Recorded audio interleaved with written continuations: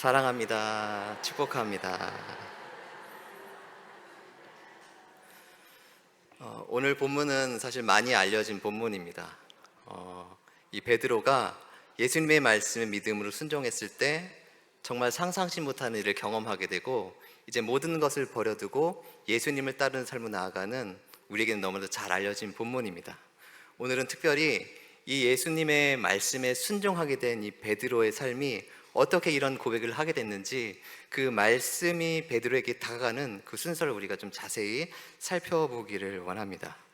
먼저 성도님들에게 이런 질문을 좀 드려보고 싶은데요, 성도님들은 성도님들의 삶에 예수님이 어느 위치에 자리하고 계신가요? 내 삶에 예수님이 어느 위치에 자리하고 계신가요? 또 성도님들의 삶에 있어서 하나님의 말씀은 어느 정도 차지하고 있으신가요? 만약에 이 두 가지 질문을 예수님의 제자들에게 했다면은 이들은 아마도 이렇게 대답했을 것입니다. 내 삶에 있어서 예수님은 중심에 계십니다. 내 삶에 있어서 하나님의 말씀은 전부입니다. 물론 제자들의 이 말이 성경에 그대로 기록되어 있는 것은 아닙니다. 하지만 성경은 제자들의 말과 행동을 통해서 우리들에게 이러한 대답을 전해줍니다. 이 대답이 잘 드러나는 구절 중 하나가 오늘 함께 읽은 누가복음 5장 11절입니다. 우리 누가복음 5장 11절을 함께 읽겠습니다. 시작. 그들이 배들을 육지에 대고 모든 것을 버려두고 예수를 따르니라. 어부에게 배는 생계를 이어가게 하는 아주 중요한 소유물입니다. 어쩌면 어부에게 배는 그들이 가지고 있는 것의 전부다라고도 할 수 있을 것입니다. 그런데 성경은 어부들이 자기 삶에 있어서 가장 중요하게 여기던 배뿐만 아니라 모든 것을 버려두고 예수님을 따랐다라고 증언하고 있습니다. 이 어부들이 지금까지 자신들이 중요하게 여겼던 모든 것을 버리고 이제는 예수님의 인도하심을 따라 하나님의 말씀으로 살겠다고 결단한 후에 예수님을 따라 나섰다라는 것을 알려주는 것입니다. 이렇듯 예수님을 따르기로 한 어부들의 삶은 이전과는 전혀 다른 삶이었습니다. 무엇이 이들의 삶을 이렇게 이전과는 전혀 다른 삶으로 변화시켜 주신 것일까요? 예수님과 하나님의 말씀이 삶으로 들어왔기 때문입니다. 이 시간에는 어부들에게 뿐만 아니라 우리의 삶에 들어오신 예수님과 하나님의 말씀에 대해서 함께 나누도록 하겠습니다. 함께 말씀을 들으며 지금 내 삶에서 예수님은 어느 위치에 자리 잡고 계시는지, 내 삶은 하나님의 말씀이 어느 정도로 차지하고 있는지를 스스로 점검해보며 예수 중심의 삶, 하나님의 말씀으로 살아가는 삶으로 다시금 세워지는 시간이 되기를 소망합니다. 예수님이 게네사렛 호숫가에 있을 때였습니다. 한 무리의 사람들이 예수님을 찾아왔습니다. 이 무리들이 예수님께 몰려온 것입니다. 이들이 예수님을 찾아온 것은 그 근처 사막으로 퍼진 예수님에 대한 소문 때문이었습니다. 권위 있는 말씀으로 가르치는 자, 더러운 귀신을 말로 꾸짖어 쫓아내는 자, 이 예수님에 대한 소문이 근처 사방으로 퍼져나갔던 것입니다. 이 무엇보다 몸에 손을 대기만 해도 온갖 병이 낫게 되는 아주 놀라운 일이 일어난다는 이 소문은요, 예수님을 꼭 만나야 하는 사람으로 만들었습니다. 예수님이 한순간에 그 일대에서 아주 유명한 사람이 된 것입니다. 이렇게 예수님을 찾아온 무리에게 예수님은 하나님의 말씀을 가르치셨습니다. 누가복음 5장 1절을 함께 읽겠습니다. 시작. 무리가 몰려와서 하나님의 말씀을 들을새 예수는 게네사렛 호숫가에 서서. 이 장면을 곰곰이 묵상하다 보니 예수님께 직접 하나님의 말씀을 들은 제자들이 너무나도 부럽게 느껴졌습니다.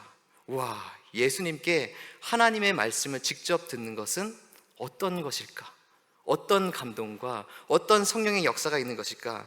저는 개인적으로 굉장히 부럽게 느껴졌습니다. 하지만 그 당시 예수님을 찾아왔던 무리들의 마음은 달랐습니다. 이들의 관심은 하나님의 말씀에 있지 않았습니다. 소문으로 들었던 이야기가 정말 사실인지 이것을 확인하고 싶었던 것입니다. 정말 예수라는 자가 그 놀라운 일을 행하는지 이것을 자신들의 눈으로 직접 보고 싶었던 것입니다. 또 몇몇 사람들은 그동안 오랫동안 앓고 있었던 병을 꼭 낫고 싶은 이 마음으로 예수님을 찾아왔던 것입니다. 그러니까 무리는 예수님 자체보다 예수님이 행하는 일, 그 일을 통해서 자신의 필요를 채우기 위한 목적으로 예수님을 찾아왔던 것입니다. 이렇게 예수님을 찾아온 무리가 있는 곳 가까이에 또 다른 사람들이 있었습니다. 이들은 밤새 배를 타고 나가 물고기를 잡으러 갔다가 이제 일을 마치고 돌아와 그물을 정비하고 있었던 어부들이었습니다. 사람들이 몰려있으면 궁금하지 않습니까? 무슨 일이길래 그렇게 사람들이 모여있지? 아마 어부들도 그랬을 것입니다. 그물을 정비하면서도 무리가 있는 쪽을 힐끗힐끗 바라보면서 무슨 일이길래 사람이 이렇게 몰려있는 거지? 그렇게 알아보았을 것입니다. 그리고 이들은 알아차렸을 것입니다. 아, 소문으로 듣던 예수가 여기 있구나. 어부들도 예수에 대한 소문을 들어 예수가 어떤 사람인지는 알고 있었습니다. 그렇게 이들도 예수님을 보고 싶었을 것입니다. 하지만 어부들은 예수님이 자신들 가까이 있었음에도 무리가 있는 쪽으로 가지 않았습니다. 무리에 속하지 않았습니다. 왜냐하면 예수에 관한 관심보다 자신의 생업이 더 중요했기 때문입니다. 그런데 여기서 뜻밖의 일이 일어나게 됩니다. 예수님이 마음을 두고 바라보신 사람은 예수님을 찾아온 무리가 아니라 그물을 정비하고 있던 어부들이었다라는 것입니다. 우리 누가복음 5장 2절을 함께 읽겠습니다. 시작. 호숫가에 배 두 척이 있는 것을 보시니 어부들은 배에서 나와서 그물을 씻는지라. 자신을 찾아온 무리에게 하나님의 말씀을 가르치시던 예수님이 일어서서 바라보신 곳, 그것은 바로 그물을 정비하고 있던 어부들이었습니다. 예수님을 찾아온 우리가 비록 하나님 말씀보다 예수님이 하시는 일, 자신의 필요를 채우기 위한 목적으로 예수님을 찾아온 것이긴 하지만 예수님이 자신을 찾아온 사람에게 먼저 집중하는 것이 뭔가 맞는 것 같습니다. 하지만 예수님은 그렇게 하지 않으셨습니다. 예수님께서 바라보신 자들은 예수님에게는 관심 없이 생업에만 집중하고 있는 어부들이었습니다. 이렇게 어부들에게 예수님이 먼저 다가오신 것입니다. 여기에서 예수님께서 어부들에게 다가온 장소를 다시 한번 짚어보려고 합니다. 이 장소가 어디입니까? 게네사렛 호숫가입니다. 예수님께서 게네사렛 호숫가에서 무리에게 하나님의 말씀을 가르치셨습니다. 그런데 예수님께서 하나님의 말씀을 가르치는 장소로 게네사렛 호숫가는 뭔가 어색한 장소입니다. 왜냐하면 예수님은 회당에서 가르치셨기 때문입니다. 우리 누가복음 4장 15절을 함께 읽겠습니다. 시작. 친히 그 여러 회당에서 가르치심에 뭇사람에게 친송을 받으시더라. 그러니까 예수님이 게네사렛 호숫가에서 무리에게 말씀을 가르치다 보니 옆에 어부들이 있었고, 아, 그럼 내가 이 어부들을 만나야 되겠다, 이렇게 게네사렛 호숫가를 가신 게 아니다라는 것입니다. 예수님이 게네사렛 호숫가에 가신 이유는 바로 어부들을 만나기 위해서, 다른 목적이 아니라 어부들을 만나기 위해서 게네사렛 호숫가로 예수님이 가신 것입니다. 그렇다면 어부들에게 게네사렛 호숫가는 어떤 곳입니까? 생업이 이루어지는 삶의 현장입니다.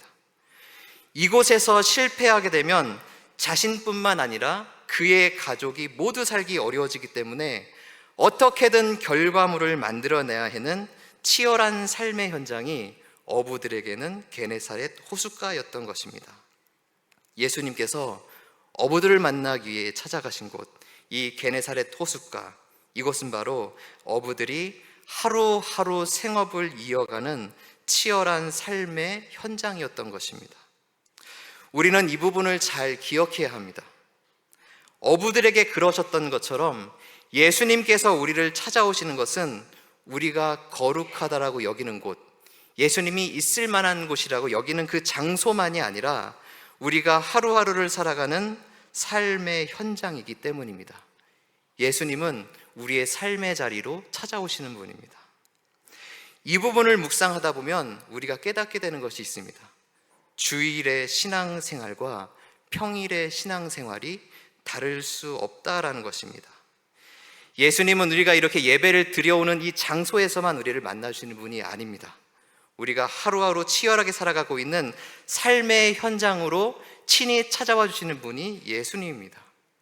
설교를 시작하며 성도님들의 삶에서 예수님이 어느 위치에 자리하고 계시는지를 여쭈어 보았습니다.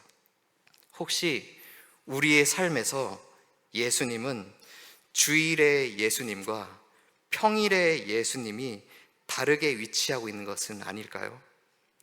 주일의 예배를 잘 드리면 된다는 생각으로 주일에는 예수님께 집중하지만 평일에는 생업에 집중하는 분리된 신앙생활을 하고 있지는 않으신가요? 그렇다면 어부들이 치열하게 살아가고 있는 삶의 현장을 찾아오신 예수님을 기억하시기 바랍니다. 예수님은 이 예배당에서만 우리를 만나주시는 분이 아니라 우리가 하루하루를 살아가고 있는 삶의 현장으로 친히 찾아와 주셔서 만나주시는 분입니다. 혹시 삶의 예배를 드려야 한다, 이 이야기를 들어보신 분들이 많이 있으실 것입니다. 삶의 예배를 드려야 합니다. 이 말을 듣고 실제로 삶의 자리에서 예배자로 살아가기 위해 고민하며 애쓰시는 성도님들도 분명 계실 것입니다. 그런데 삶의 예배는요, 예배의 형식이 중요한 것이 아니라 예수님과의 만남이 중요한 것입니다. 내가 살아가고 있는 삶의 자리에서 내가 얼마나 예수님을 바라보고 있고 의식하며 나아가고 있는지, 이것이 중요하다라는 것입니다. 그리고 이렇게 살아갔을 때 삶의 자리는 예배의 자리가 되는 것입니다. 그러므로 우리가 예수님을 만나는 모든 곳이 우리의 예배의 장소다라고 볼 수 있습니다. 특별히 예수님은 내가 살아가고 있는 삶의 자리에 친히 찾아오시는 분이라는 사실을 우리가 잊지 않기를 바랍니다. 그 모든 곳에서 예수님을 예배하는 삶, 그 예배자가 우리 모두가 되기를 소망합니다. 이렇게 어부들에게 다가오신 예수님은 두 척의 배 중 한 배에 오르셨습니다. 이 배의 주인은 시몬이었습니다. 우리 누가복음 5장 3절을 함께 읽겠습니다. 시작. 예수께서 한 배에 오르시니 그 배는 시몬의 배라. 육지에서 조금 떼기를 청하시고 앉으사 배에서 머리를 가르치시더니. 예수님이 시몬의 배에 오르시면서 시몬에게 묻지 않으셨습니다. 혹시 내가 이 배에 올라도 됩니까? 이렇게 물어보지 않으셨습니다. 우리가 이 장면을 보면서 예수님이니까 뭐 그러실 수도 있지, 이렇게 생각할 수도 있지만 이 부분을 곰곰이 생각해 보면 예수님께서 베드로의 사유재산권을 침범하신 것입니다. 한번 우리 성도님들 생각해 보시기 바랍니다. 이 자동차를 운전하다가요, 잠깐 정차한 겁니다. 일이 있어서 잠깐 정차한 건데요, 어느 누군가 모르는 사람이 뒷문을 여는 겁니다. 아무 얘기도 하지 않고 그냥 앉아 있는 겁니다. 그랬을 때 그럴 수도 있지, 어디까지 가세요? 이렇게 물어보실 수 있겠습니까? 그럴 수 없다라는 겁니다. 내가 모는 차가 택시도 아닌데 갑자기 아무 얘기도 하지 않고 뒷문에 와서 앉아서 있는 것은 우리는 용납할 수가 없다라는 것입니다.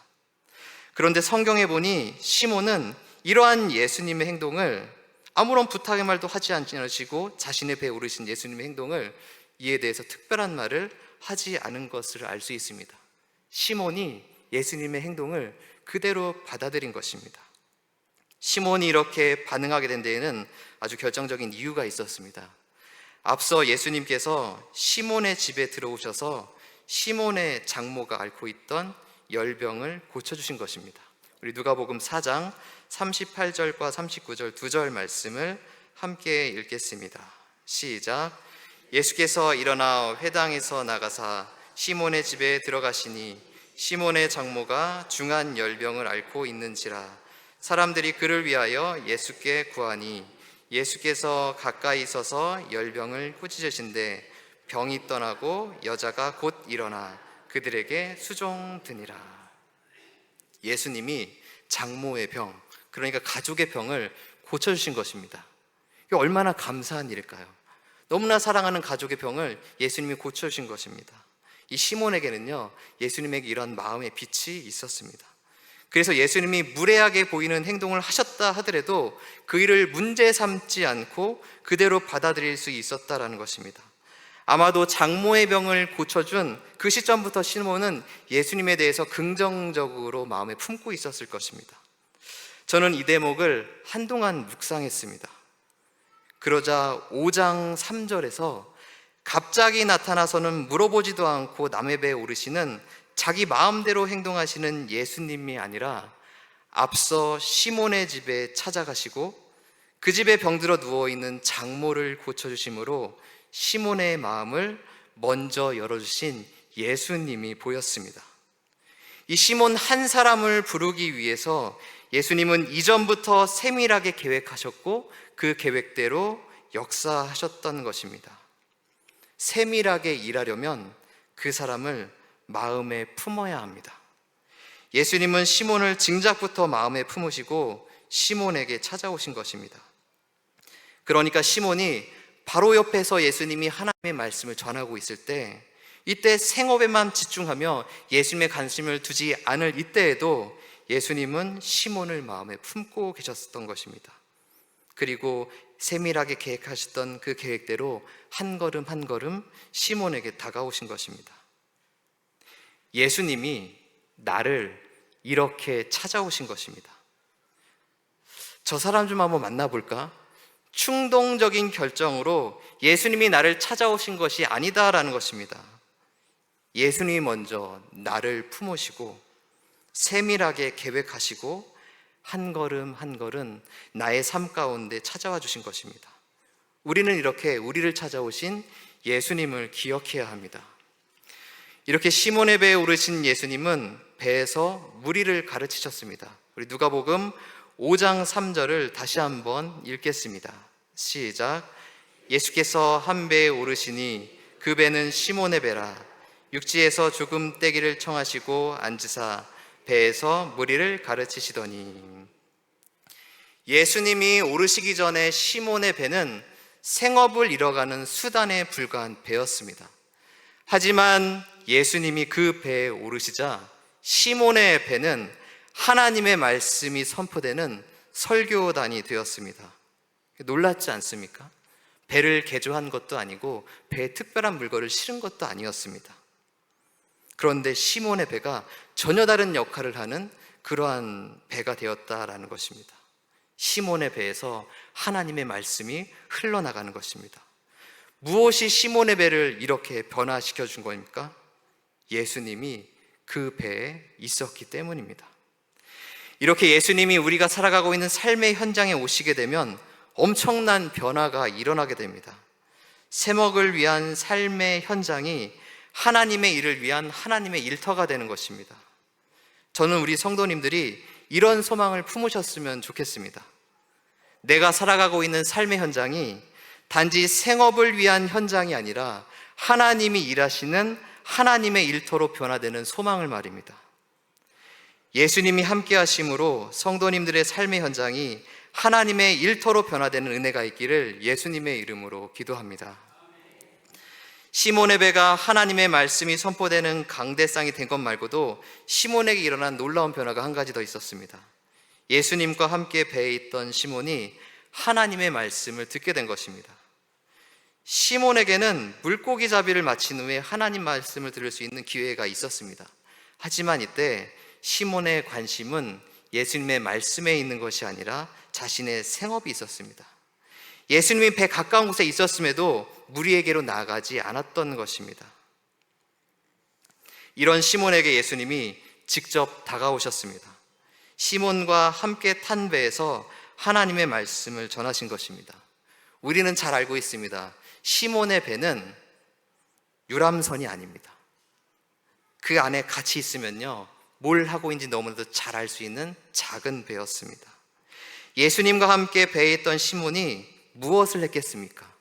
본인이 듣고 싶던 듣고 싶지 않았던 예수님이 전하시는 하나님의 말씀을 들을 수밖에 없었던 것입니다. 아마 이때까지도 시몬은 자신이 배에서 듣고 있는 이 하나님의 말씀이 자신의 삶을 어떻게 바꿔놓을지 상상도 하지 못하고 있었을 것입니다. 이렇게 해서 시몬의 삶 가운데 하나님의 말씀이 들어가게 되었습니다. 시몬의 삶에 들어온 하나님의 말씀은 시몬으로 하여금 바로 반응하게 만들었습니다. 예수님이 하신 말씀에 시몬이 순종했던 것입니다. 배에서 하나님의 말씀을 마치신 예수님은 시몬을 바라보며 말씀하셨습니다. 깊은 데로 가서 그물을 내려 고기를 잡으라. 예수님의 이 말씀은 배 선장이 선원들에게 지시하는 작업 명령과도 같은 말씀입니다. 그런데 배와 고기잡이에 있어서 시몬이 어떤 사람입니까? 베테랑입니다. 이 베테랑인 사람은 배 한 번 타보지 않았던 이 사람의 말을 듣는 것이 쉬운 일이었을까요? 내가 이 사람보다 더 많은 경험과 지식을 알고 있는데 내가 왜 이 사람의 말을 들어야 되지?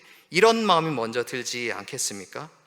하지만 시몬은 예수님의 말씀에 순종했습니다. 시몬이 아주 놀라운 말을 하면서 말입니다. 우리 누가복음 5장 5절을 함께 읽어보겠습니다. 시작. 시몬이 대답하여 이르되 선생님 우리들이 밤이 새도록 수고하였으되 잡은 것이 없지만은 말씀에 의지하여 내가 그물을 내리리라 하고. 시몬이 한 말은 나는 밤새 실패하였지만 말씀에 의지하여 그물을 내리겠습니다 라는 말이었습니다. 아마 시몬은 자신이 한 이 말을 하면서도 깜짝 놀랐을 것입니다. 내가 이런 말을 할 수 있다고? 말씀에 의지하겠다라는 고백은 정말 귀한 고백입니다. 이 고백은 앞으로 시몬이 어떠한 삶을 살게 될지를 알려주는 고백이기도 했습니다. 시몬은 자신이 고백한 대로 하나님의 말씀을 의지한, 그러니까 하나님의 말씀이 전부인 삶을 앞으로 살아가게 되는 것입니다. 그런데 말씀에 의지한다라는 고백은 하고 싶다라고 해서 할 수 있는 고백이 아닙니다. 이 고백을 하려면 반드시 한 가지 조건이 충족되어야지만 이 고백을 할 수 있습니다.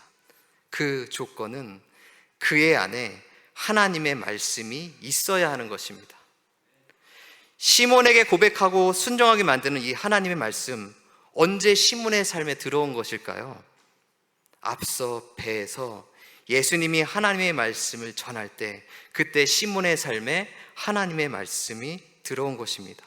그리고 이 하나님의 말씀이 시몬의 마음과 생각, 입술을 주장해 주셔서 말씀에 의지하겠다라는 믿음의 고백을 하게 만들고 이 고백대로 순종하게 만들었던 것입니다. 시몬의 삶에 들어온 하나님의 말씀이 그의 삶을 이끌어가기 시작한 것입니다. 이것이 바로 하나님의 말씀이 전부인 삶입니다. 시몬이 말씀에 의지하여 예수님 말씀에 순종했을 때 시몬은 예수님께서 일으키신 놀라운 일을 경험하게 됩니다. 그리고 이 경험은 자신에게 찾아온 예수님을 삶의 중심에 모시게 되고 이제는 하나님의 말씀이 전부인 삶으로 나아가게 된 것입니다. 이렇게 말씀이 삶으로 들어오면 삶이 변화됩니다. 조금 바뀌는 것이 아니라 완전히 다른 삶으로 변화됩니다. 시몬을 우리는 베드로라 더 익숙하게 부릅니다. 오늘 본문에서 예수님께서 베드로를 제자로 부르신 것입니다. 말씀에 의지하여 예수님 말씀에 순종하여 예수님이 일으키신 놀라운 일을 경험한 베드로에게 예수님은 이렇게 말씀하셨습니다. 이제 내가 사람을 취하리라. 누가복음 5장 10절을 함께 읽겠습니다. 시작. 세베대의 아들로서 시몬의 동업자인 야고보와 요한도 놀랐습니다. 예수께서 시몬에게 이르시되 무서워하지 말라. 이제 후로는 내가 사람을 취하리라 하시니.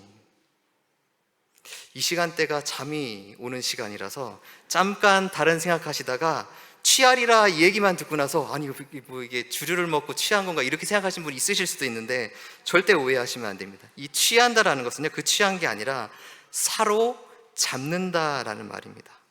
그러니까 예수님께서 베드로에게 사람을 사로잡는 일을 이제 내가 하게 될 것이다 라고 말씀해 주신 것입니다. 베드로는 어부입니다. 어부가 하는 일은 고기를 잡는 것입니다. 어부가 고기를 잡기 전에 고기가 어떻게 하고 있습니까?